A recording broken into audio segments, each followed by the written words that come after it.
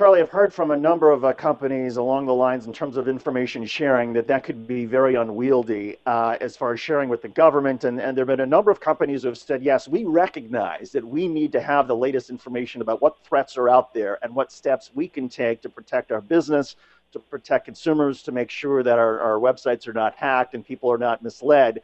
But some of these businesses have said, leave it to a consortium of companies and businesses to share information with each other, keep the government out of it. Is that the sort of political breakdown on this? That you have Republicans who say, keep the government out of it, let these companies do it themselves.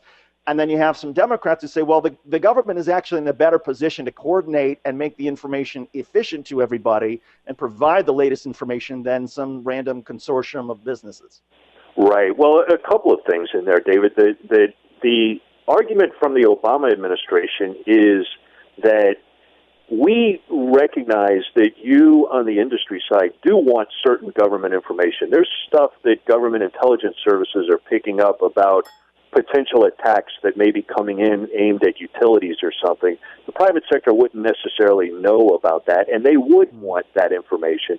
But the Obama administration has said there's a price to that, and you need to take steps to ensure that you can do something with that information. If we give it to you and you haven't bolstered your own security apparatus and technology and all of that, well, that's going to be a waste. So at the same time, there are private sector efforts that are underway and private sector entities that do share this information. But a big question is, what do you do with classified information? And what is a company's liability if it gives information to the government that could be personally identifiable to a U.S. citizen?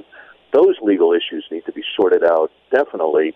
And there's another aspect that's pretty interesting, and that is it's called hackback. And there's a line of thought that companies ought to be legally empowered to go and in a sense, hack back at the hackers and try and be allowed to disable their systems. But you only need to think about that for a moment to think about, well, that carries a lot of ramifications. That gets very complicated very quickly.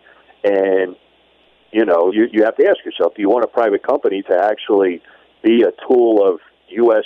foreign and defense policy and, in a sense, be empowered to make policy on its own out there?